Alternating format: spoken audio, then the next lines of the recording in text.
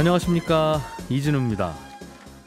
요즘 주식시장은 우량주에 투자해도 손실을 피하기 어려운 상황이 계속되고 있습니다. 한때는 꽤 잘 나갔던 종목들인데 연일 신저가를 기록하는 상황이기도 하고요.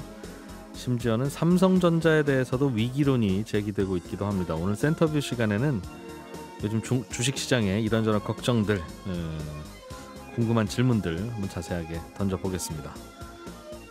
직장인들이 명함 관리를 하면서 많이 이용하는 리멤버라는 커리어 소셜 네트워크 서비스가 있는데요. 이 회사가 전문가 집단의 프로필을 모아놓은 한 스타트업을 인수한다고 해서 요즘 시장의 눈길을 끌고 있습니다. 오늘 블루칩 신기주 시간에는 이 한국의 링크드인이라고 불리는 명함 관리 회사로도 유명하죠. 리멤버라는 기업에 대해서 또 좀 들여다보겠습니다. 손에 잡히는 경제 플러스 광고 듣고 시작합니다. 예, 아시다시피 주식시장은 별로 좋지는 않습니다. 오늘도 코스피 시장은 약 1% 정도 내리고 있고요. 코스닥 시장도 반올림하면 한 2%가량 1.84%가 내리고 있습니다. 전반적으로는 시장이 위기인 것 같은데 또 간혹 생각하면 위기는 기회다 이런 얘기도 있어서 이럴 때 사야 된다는 의견도 좀 있는 것 같고 그렇지 않다는 반론도 참 만만치 않고 그렇습니다. 오늘은 신영증권 김학균 리서치 센터장 모시고 의견을 좀 여쭤보죠. 어서 오십시오. 네, 안녕하십니까. 다들 안녕 못하다고 지금 주식시장에서는 예. 그런 이야기를 많이 들리더군요. 예. 주식시장으로 들어오는 돈은 어떻습니까? 계속 그래도 들어오고 있어요? 아니면 좀 빠져나가는 쪽입니까? 네, 어떻습니까? 여전히 좀 많이 들어옵니다. 지금 주식을 사는 경제 주체가 개인 투자가밖에 없는데요. 예. 작년과 재작년에도 소위 뭐 동학개미 열풍이 일었는데 올해는 뭐 그런 얘기들 잘 못 들으시지 않으십니까? 네. 좀 이제 열기가 좀 한풀 꺾이긴 했는데 그래도 금년 4월까지 개인 투자가들이 신규로 주식시장에 자금을 투입한 게 한 20조 원 됩니다. 예, 월 평균은 5조 원 정도 들어왔는데 예. 이거는 우리가 작년과 재작년에 돈이 너무 많이 들어왔거든요. 작년에는 월 평균 6조 5천억 원, 재작년에는 7조 원 넘게 들어온 거에 비하면 줄어들었지만 예. 그래도 역사적으로 보면 한국 사람들이 비교적 주식을 열심히 하는 그런 흐름이 이어지고 있는 것 같고요. 네. 근데 지금처럼 개인 투자가들이 직접 투자 자금으로 들어온 건 아닌데 과거에 이제 한국 사람들이 펀드를 열심히 할 때요. 2000년대 초에 바이코리아 펀드 또 예전에 적립식 펀드 이런 거 열심히 할 때도 예. 일단 주가가 올라가는 과정에서는 돈이 또 많이 들어오다가 주가가 떨어지게 되면은 한 고점 대비 20% 정도 떨어지는 때까지는 돈이 들어왔습니다. 네. 그러니까 좀 떨어지더라도 저가면서 물 타실 한다는 분 거죠? 물 타시고 또 고점보다 싸 보이니까 이제 사는데 대략 이제 20%가 넘어가게 되면 손을 탁 놔버립니다. 그러면서 이제 주식도 떨어지고 네. 한 몇 년 동안 이제 한국 사람들이 주식을 멀리하는 시장 입장에서는 굉장히 좀 이제 냉각기가 있는데 네. 공교롭게도 종합주가지수가 작년 6월달에 3,300 이후로 조정을 받고 있는데요. 네. 오늘이 이제 종가 기준으로 한 그 20%? 1월의 저점 이제 딱 20% 걸려 있기 때문에 네. 여기서 이제 주가가 떨어지게 되면은 어떻게 될지가 좀 관심사이고요. 예. 이제 뭐 사람 마음이라는 게 올라갈 때는 또 더 올라갈 것 같아서 돈이 많이 들어오고 또 떨어질 때는 더 떨어질 것 같은 비관론에 사로잡히는 경우가 많은데요. 그래서 지금 경험적으로 보면 조금 어떤 좀 개인 투자가들의 자금 유입이 지속될지 아니면 좀 네. 바뀔 수 있을지 좀 임계치인 것 같은 느낌은 듭니다. 들어는 오는데 네. 주가 수준이 보면 아유 들어왔던 분들도 이제 다시 나갈 수 있는 그런 손실률이다. 네, 지금 보면 종합주가지수는 20% 떨어졌습니다만은 이 밸류에이션이 비싼 그동안 좋았던 언택 주식들 중심으로 뭐 주가가 반토막난 종목들도 굉장히 많거든요. 네. 그러다 보니까 사람들이 이제 물 타다가 공포에 사로잡혀서 주식을 안 하는 시기가 오는데 지금이 경험적으로 보는 그런 좀 임계치가 아닌가 싶습니다. 해외 주식은 어떻습니까? 미국 주식도 우리 투자한 분들도 꽤 있는데 네. 미국 주식도 그나마 환율이 좀 올라서 네. 달러 주식으로 갖고 있어서 달러가 좀 오른 것만 있을 뿐 거기도 뭐 비슷한 그럼요. 기술주들 이른바 네. 뭐 팡 이런 데들 많이 내렸죠. 뭐 팡은 그래도 좀 뭐 얌전하고요. 예. 우리가 뭐 성장주들 최근 몇 해 동안 이름 들어보셨던 리비안 전기 트럭이죠. 예. 이거 뭐 고점 대비 한 80% 밀린 것 같아요. 또 한국 이제 미국에서 상장한 쿠팡도 예. 한 70% 넘게 밀렸고요. 또 게임스탑 우리 네. 작년 이맘때 이 개미 투자가들의 어떤 그 집단지성 이렇게 했던 종목도 그냥 80% 가까이 밀렸고요. 고점 대비. 뭐 전체적으로 많이 밀렸는데 요즘 좀 이제 눈길이 가는 거는 그래도 다우 지수는 고점 대비해서 한 10% 정도밖에 안 밀렸습니다. 예. 사실 뭐 10% 밀린 거 뭐 밖에라 그러면은 좀 어떻게 들리실지 모르겠는데 기술주보다는 이제 덜 밀렸는데요. 네. 지금 뭐 기술주들이 그동안 많이 올랐고 또 성장성에 대한 여러 가지 우려 이런 것들이 저는 뭐 작용하고 있다고 보는데 그래서 요즘 느껴지는 거는 우리가 얼마 전까지 잘 안 봤던 미국의 월마트라고 하는 이런 그 오프라인 매장 있잖아요. 네네. 월마트 주가가 올해 S&P 500이 작년 말 대비 10% 넘게 떨어진데 월마트 주가가 한 5% 가까이 올랐습니다. 그리고 비슷한지 모르겠는데 코스트코라고 하는 회사도 네. 꽤 잘 오르더군요. 거기도. 올랐죠. 예. 그건 아마 영국에 상장된 회사인가요? 미국인가요? 모르겠어요. 잘 모르겠네요. 예. 근데 아마존은 30%가 넘게 떨어졌습니다. 예. 올 들어서만요. 예.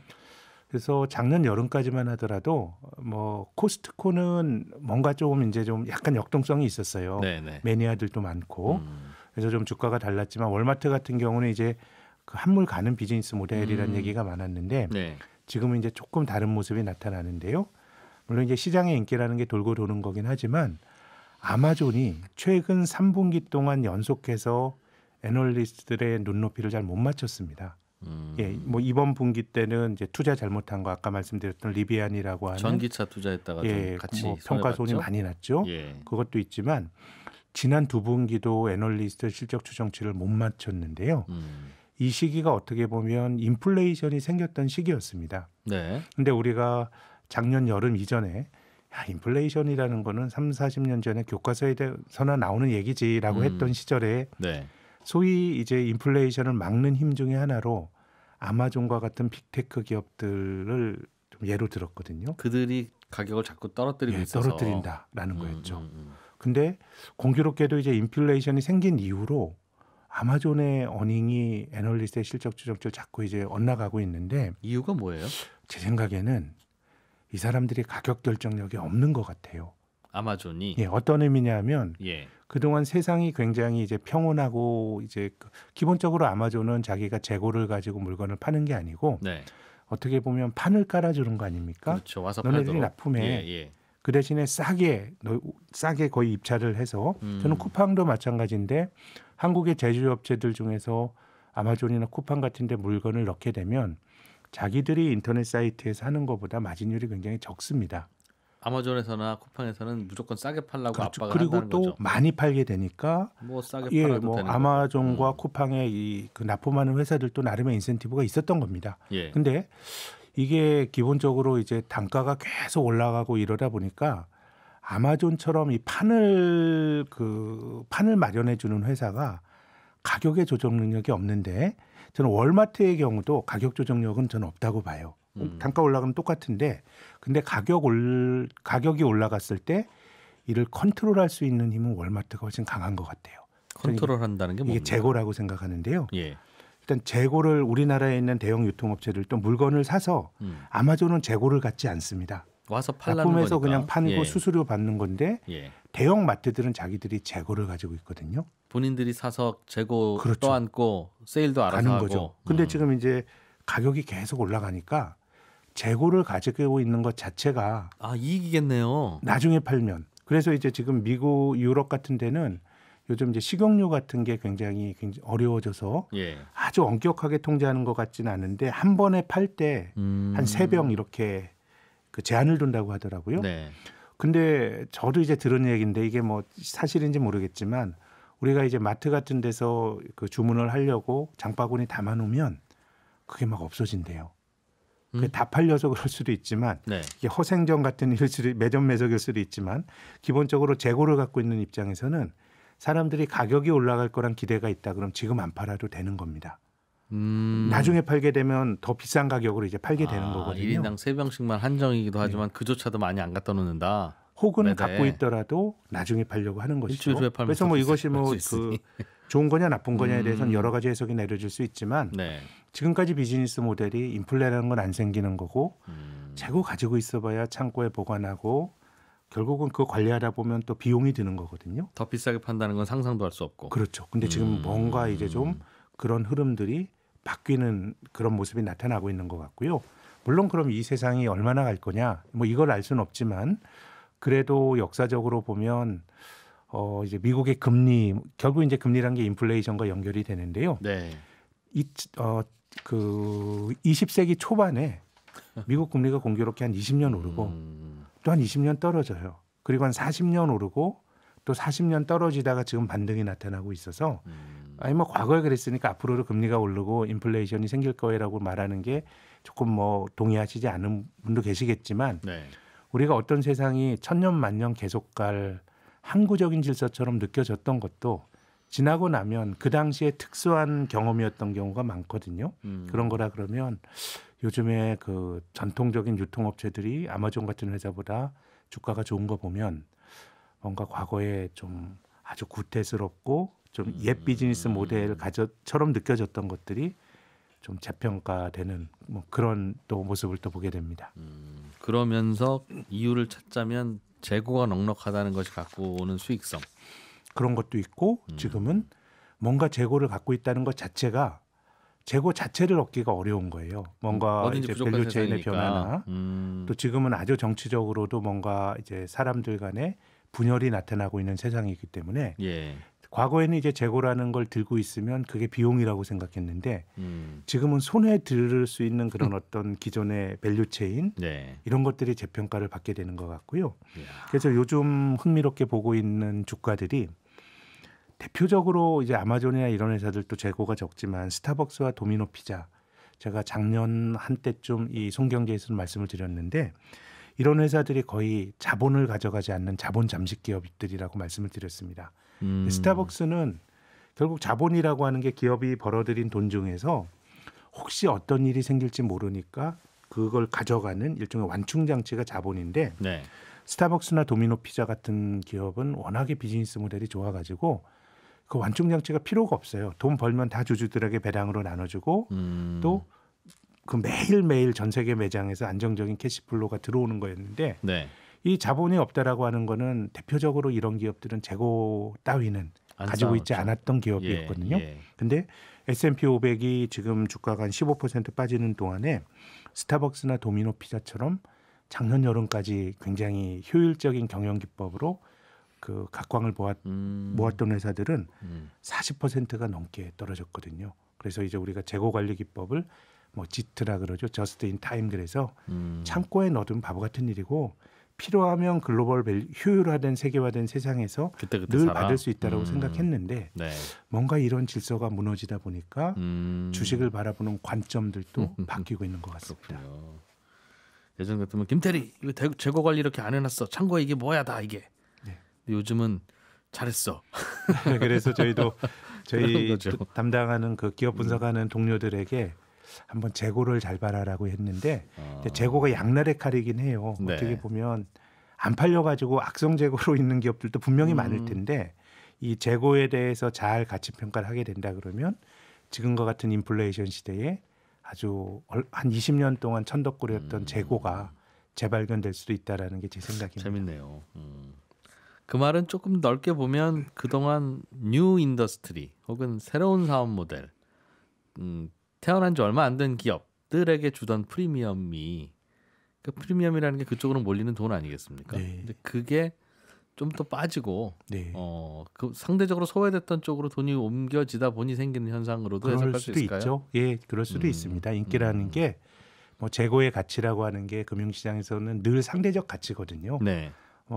A가 잘 나간다 그러면 B가 가지고 있는 재고라고 하는 거는 뭐 큰 의미가 없을 수 있는데 크게 보면 지금 비싼 주식들에 대해서는 투자자들이 많은 걱정이 있고 또 비싼 주식들에 대한 어떤 회의나 걱정은 네.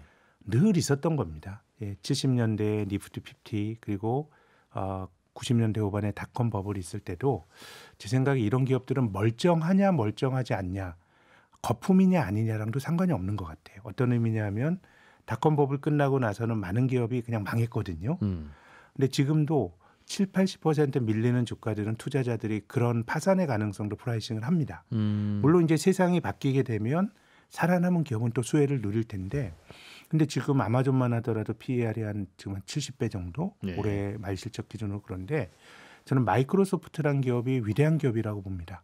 닷컴 버블 때 나스닥에서 시가총액 1위였거든요. 근데 20년 지나서도 4차 산업혁명에서도 거의 뭐 이제 그 지위를 유지하는 훌륭한 기업인데 네.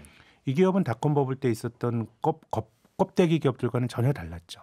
근데 이 기업도 밸류에이션이 비싸니까 닷컴 버블이 끝나고 나서 주식은 60% 밀렸어요. 그러면 그 기업은 장기적으로 좋은 기업이었지만 네. PER이 40배, 50배 굉장히 비싼 기업들의 경우에는 투자자들의 마음의 문제 같아요. 올해 내년에 실적으로는 주가가 설명이 안 되고 5년, 10년 후에 괜찮을 것 같아요. 근데 5년, 10년이라고 하는 거는 현재 검증될 수가 없고 먼 기간이니까 예. 결국 그걸 투자자들이 믿느냐 마느냐의 문제인 것 같아요. 그래서 믿을 때는 PER이 4, 50배도 싸 보이고 믿지 않으면 너무도 비싸지는 건데 네. 지금 성장주들의 주가 조정에는 좀 그런 메커니즘이 작동하고 있는 것 같습니다. 회사가 나빠서 떨어지는 게 아니라 네. 또 장기적으로 보면 그런 게 또 기회가 될 수는 있겠지만, 있겠지만 지금은 그렇게 비싼 값 후하게 쳐주던 시절이 아니라서 네. 세상 분위기가 좀 달라져서 가치보다 더 아래쪽으로 갈 가능성이 있는 것이죠. 삼성전자 주가가 자꾸 안 오르고 밑으로 흘러내리는 것도 그런 것 때문입니까? 너무 비싸게 평가받았어요. 좋은 회사 나쁜 회사인 걸 떠나서. 그거는 삼성전자는 뭐 사실은 그렇게 밸류에이션이 비싸다고 말하기는 좀 힘들고요. 예. 오히려 한국을 대표하는 기업이다 보니까 미래에 대한 걱정이 참 많은 것 같아요. 요즘 예, 네. 1분기 실적은 누가 봐도 좋았지 않습니까? 근데 이제 앞으로 삼성전자가 가진 어떤 경쟁력 이런 것들에 대한 우려가 많은 것 같은데요. 저는 뭐 이런 걱정이 있고 또 기업이 그 걱정에 대해서 어떤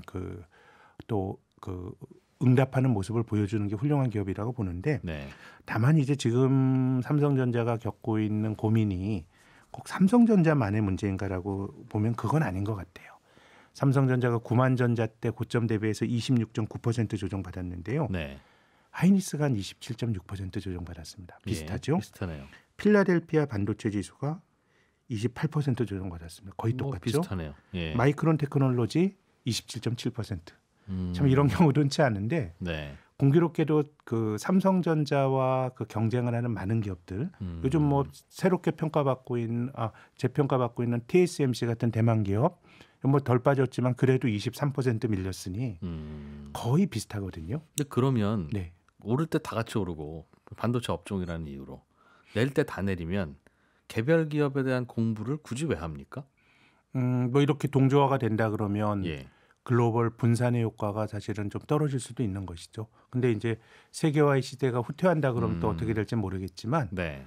그렇기 때문에 지금 ETF라든가 이런 것들이 묶음으로 올라가는 것도 질문하신 게 딱 맞는 답인지 모르겠습니다만은 조금 이제 동조화가 강화가 되면서 네. 특정 인더스트리 같은 경우는 분산 투자 효과 같은 게 좀 약해지는 측면도 있는 것 같네요. 그러면 내릴 때 다 같이 내린다면 삼성전자가 요즘 주가 왜 안 좋은지 들여다보시는 분은 삼성전자에 문제가 특별히 더 있는 건 아니라는 뜻인데. 뭐 문제가 없는 기업은 없겠지만 네, 전체적으로 주된 이유를 찾자 그러면 비슷하게 움직였으니까. 미국의 금리 인상에 따른 글로벌 유동성의 축소, 또 비슷비슷한 기술 기업에 대한 비슷비슷한 우려 예. 이런 것들이 투영돼 있다고 봐야 될 것 같고요. 저는 삼성전자가 레벨업이 되기 위해서는 예. 뭐 여러 가지로 조금 더 창의적인 비즈니스를 저는 해야 된다고 보는 쪽이지만 개별적으로도 그렇지만은 삼성전자가 가진 기업은 그 가치는 뭘 잘 만드는 것도 참 쉬운 일이 아니거든요. 지금 삼성전자의 비즈니스 모델이 삼성바이오로직스 이런 대량 생산의 바이오 모델로도 가는 거잖아요. 예. 그래서 저는 삼성이라고 하는 회사는 그것만 잘해도 매우 훌륭한 회사라고 생각하는데 근데 뭐 이제 반도체에선 파운더리라든가 이런 새로운 도전이 잘 됐으면 좋겠습니다만은 삼성전자의 기존의 주가가 그런 것에 대한 기대가 애초부터 많이 반영돼 있다고 보지는 않아요. 기존에 잘했던 것에 대해. 회사의 문제가 아니라 전체 시장의 문제인 것 같다. 삼성. 그게 좀 더 크지 않을까 싶습니다. 신영증권의 김학균 리서치 센터장이었습니다. 고맙습니다. 감사합니다. 저희는 2부에서 다시 인사드리겠습니다. 바로 돌아옵니다. 블루칩 기업들의 이슈 그리고 투자의 이야기를 찾아서 이면의 이야기를 들어보는 블루칩 신기주 시간입니다. 오늘은 직장인들의 이력 관리, 명함 관리, 스카우트, 구인구직 이런 산업에서 최근에 떠오르고 있는 회사 한두 개를 좀 살펴보죠. 북저널리즘의 신기주 이사님 나오셨습니다. 어서 오세요. 네, 안녕하세요. 다른 나라는 뭔가 이제 이력 관리라든가 스카우트라든가 이런 걸로 아예 그냥 웹사이트가 하나 만들어지고 유명한데 링크드인이라고. 링크드인. 네. 자기 이력 뭐 자랑하고 뭐 그걸로 왔다 갔다 커뮤니케이션도 하고 하다 보면 또 오퍼도 들어오고 뭐 그런가 봐요. 그러니까 이게요.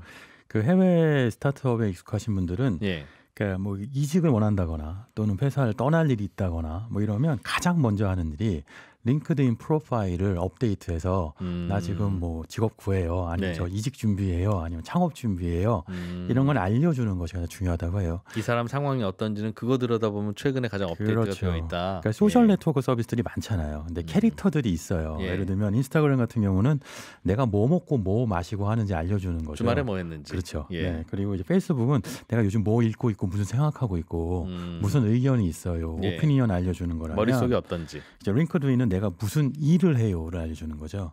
이 무슨 일을 하는지가 얼마나 중요하냐면 지금 이제 그 가입자가 7억 7,400만 명이라고 하는데 미국 경제활동 인구의 80%가 링크드인에 가입돼 있어서 창업을 하려고 해도 네. 링크드인에 올려서 나 이거 창업해요 그러면 우르르 나도 이거 하고 싶었는데 같이 합시다 이런 게 오기도 하고 저 이직해요 그러면 이리 오세요라고 얘기하기도 하고 네. 그러니까 이게 그 링크드인 같은 강력한 소셜 이직 플랫폼 구직 플랫폼이 있으면 그러면 이제 직장의 생태계가 업그레이드 되는 건데 네. 그럼 이렇게 생각할 수 있죠. 미국에 있는데 왜 한국에는 없을까? 그렇기도 하고 그냥 그런 걸 인스타그램이나 페이스북이나 아니면 뭐 다른 SNS에도 올려도 될 것 같은데 왜 꼭 그런 특별한 뭔 공간을 필요로 하지? 그렇기도 한데 약간 성격이 다르니까 예. 그래서 이제 한국의 링크드인을 만들겠다는 회사들이 2010년대 중반부터 꽤 생기기 시작했는데 네. 그중에서 가장 앞서가고 있는 회사가 리멤버라는 회사인 거죠. 한국 링크드인이고 말하자면 한국 창업 생태계에 뭐 링크드인 같은 스타트업이 되겠다 뭐 이렇게 시작한 회사고 지금 2014년에 창업했으니까 한 8년 차 되네요. 네. 명함 관리를 해드리겠습니다라고 해서 사람들을 끌어모은 후에 맞아요. 이제 구인 구직 뭐 이 사람 어떤 사람인지 뭐 그런 거에 대해서 좀 더 잘 알 수 있는 공간으로 만들어 놓겠다. 그러게요. 이게 리멤버가 처음 창업했을 때까만 해도요. 그게 그냥 명함을 대신 관리해줘요였거든요. 근데 당시만 해도 명함이 모든 직장인 네트워크의 중심이었잖아요. 예. 근데 내 명함이라는 게 종이니까 정리하기가 굉장히 힘들어요. 명함집에 넣어놔 책상 위에 수북하거나 서랍 안에 수북하든가 뭐. 그러니까 이걸 갖고 스마트폰 나오면서 스마트폰으로 찍으면 이게 자동으로 입력되면 얼마나 좋을까? 네. 라고 상상을 했는데 불과 몇 년 전만 해도 스마트폰 성능이 그건 못 따라가서 입력이 제대로 안 됐죠. 인식률이 매우 떨어졌어요. 그러니까 그 리멤버가 뭘 했냐면 이걸 가져가서 직접 손으로 다 일일이 입력해주는 이제 매뉴얼 서비스를 한 거죠. 한 땀 한 땀 손으로 입력. 근데 여기서 이제 그 리멤버가 노렸던 것은 지금 말씀하신 것처럼 이 명함을 정리하는 과정에서 직장인들의 명함 안에 있는 정보들을 수집할 수 있는 거죠. 이른바 직장인 데이터베이스를. 네. 이걸 활용해서 말하자면 직장인 DB를 기반으로 한 링크드인을 추구했던 것인데 최근에 이제 재밌는 이슈를 하나 발생시킨 게 이안손앤컴퍼니라고 하는 회사를 인수를 했어요.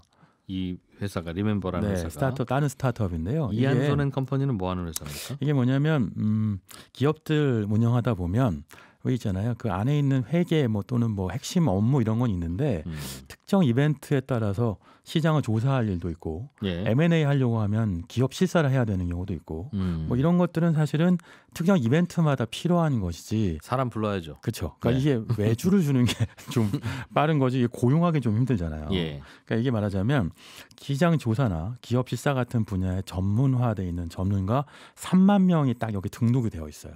프리랜서로 일해줄 수 있는 그렇죠. 전문가들. 네. 물론 이분들은 어떤 회사에 이제 등록되어 있는 경우도 많고, 근데 이제 말하자면 투잡을 뛰는 거죠. 엔잡을 뛸 수 있는 분들, 예. 그러니까 돈 얼마 들이면 그 미션을 뭐 몇 달 안에 수행해 줍니다. 이런 분들이 네. 3만 명인데, 이 3만 명을 갖고 리멤버가 이제 비즈니스를 하겠다고 하는 거예요. 근데 이게 왜 중요하냐면 최근에 이른바 인력 시장, 예. 구직 시장이라고 하는 것.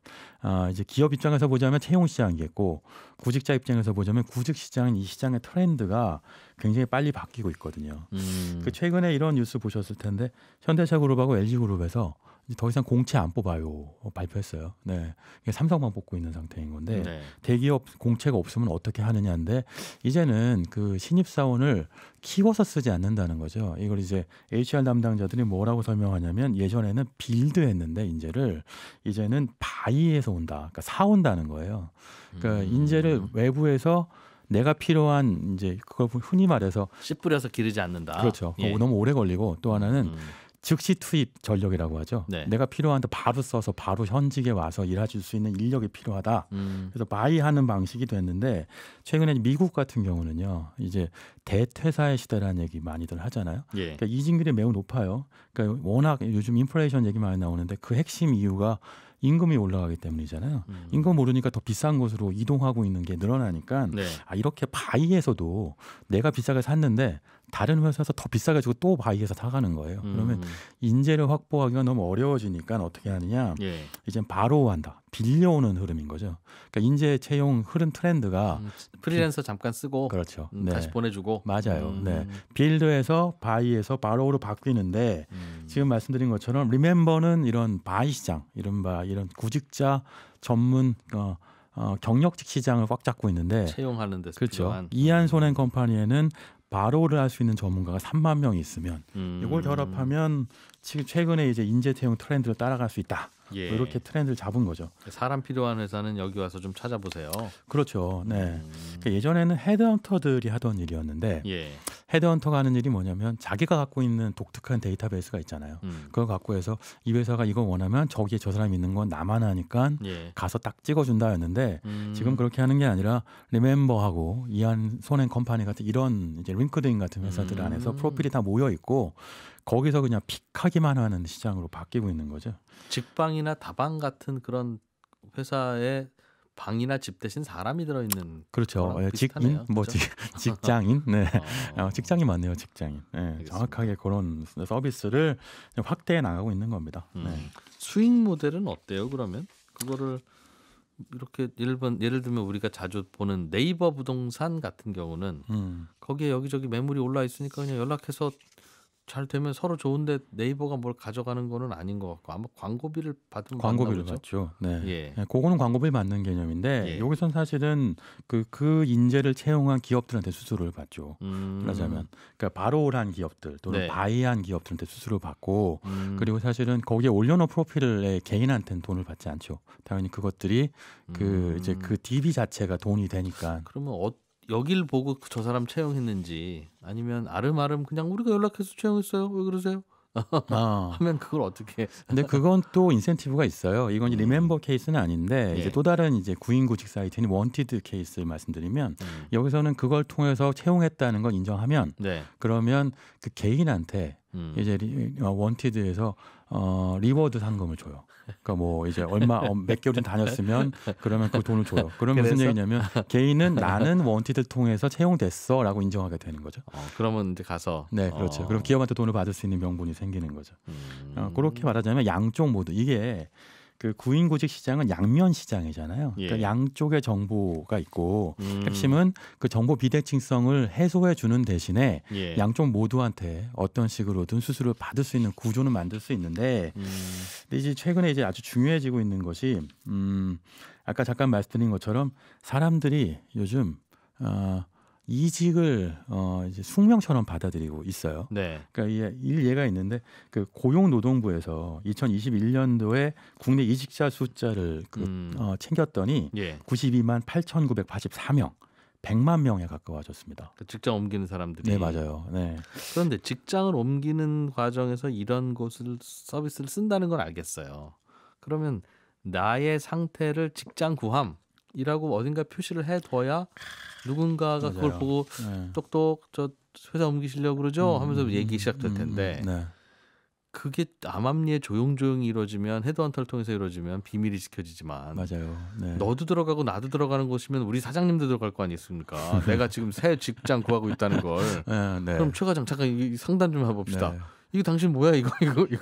야, 역시 사회생활 오래 하신 분의 구력이 다르네요. 바로 정확한 거 지적하셨는데. 그래서 그 서비스에 어떻게 내가 네. 구직 중이라는 걸 알리며 네. 이게 어떻게 운영될 수 있어요? 그게 이제 리멤버 커리어라는 이제 2019년부터 한 리멤버 서비스가 있는데요. 예. 지금 말씀하신 것처럼 이직자한테 가장 중요한 건 비밀주의인 거죠. 그렇죠. 그리고 개별주의. 그러니까 비밀로 하고 나하고 접촉해서 나하고만 얘기합시다라는 거잖아요. 네. 그러기 위해서 이제 예를 들면 리멤버 커리어라는 이직 전문 사이트 만들어서 이 서비스가 있는데요. 여기에 프로필을 올려놔요. 그러면 여기서 이제 선택 옵션이 있습니다. 뭐냐면 내 회사는 내 프로필을 볼 수 없어.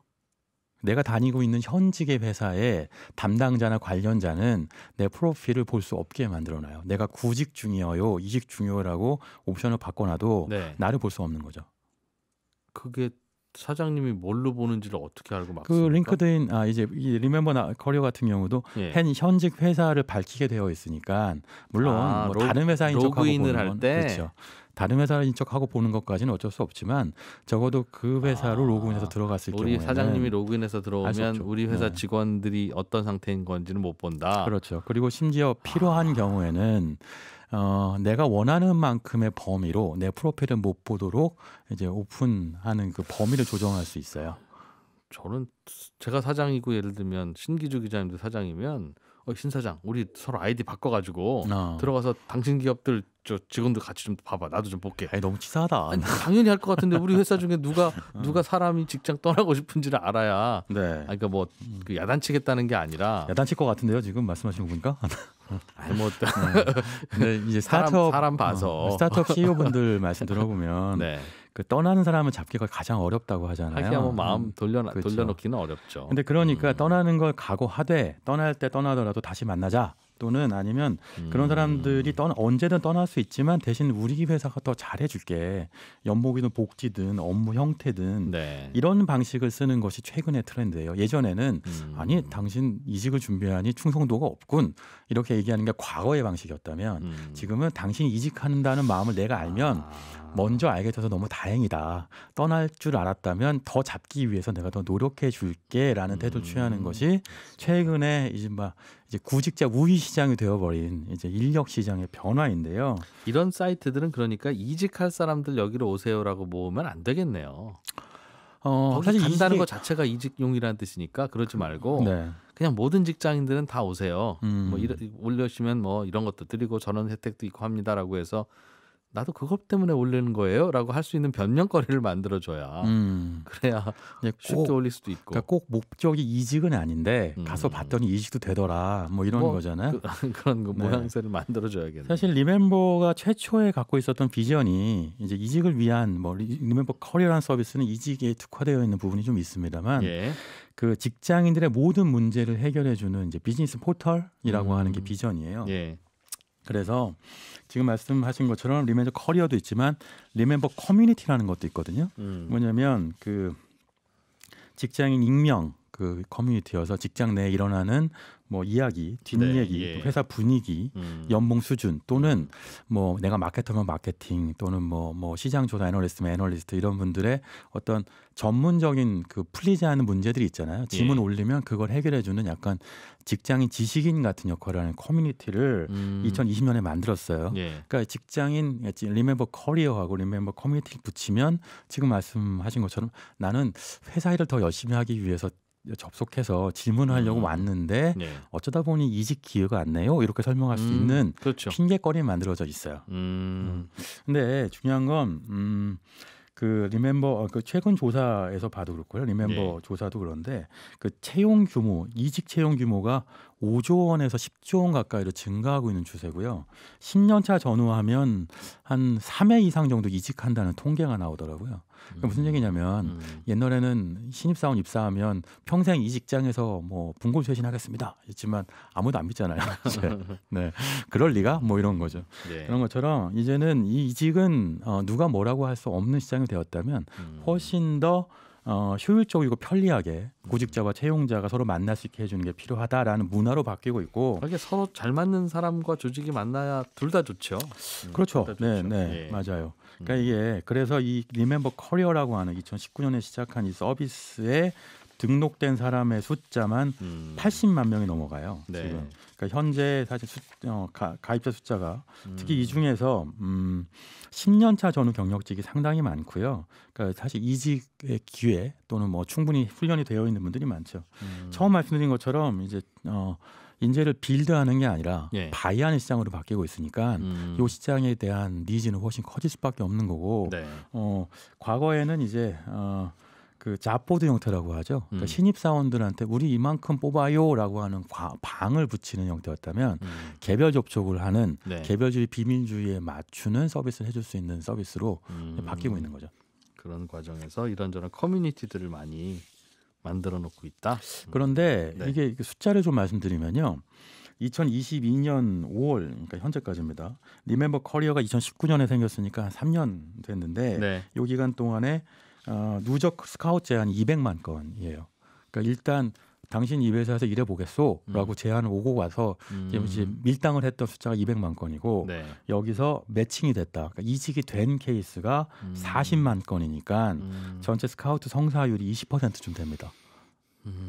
쪽지 같은 걸 보내는 모양이에요? 네, 뭐 쪽지도 보내고 사실 말하자면 그러니까 내가 이직을 준비하고 있다고 하면 네. 관련돼서 접촉할 수 있는 그러니까 전화번호 아니어도 소통할 수 있는 방법을 찾게 되는 거죠. 근데 재밌는 거는 10년차 전후가 이직이 많은 건 우리도 상식적으로 알고 있잖아요. 그런데 15년차 이상 이른바 임원급 이상 스카우트 비율도 한 24% 이상 된다고 하고요. 요즘에는 그런 수요 많죠. 네, 예. 그리고 실제로 리멤버 커리어에 등록돼 있는 임원 프로필이 6,000개 이상 된다고 해요. 그러니까 그만큼 당장 문제 해결할 수 있는 사람들이 필요해지고 있다. 뭐 이런 겁니다. 새로운 구인 구직 트렌드 잘 들었습니다. 북저널리즘의 신기주 이사였습니다. 고맙습니다. 네.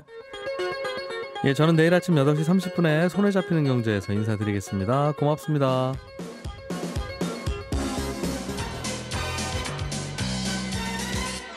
더 깊고 더 재미있는 경제 이야기. 이진우의 손에 잡히는 경제 플러스.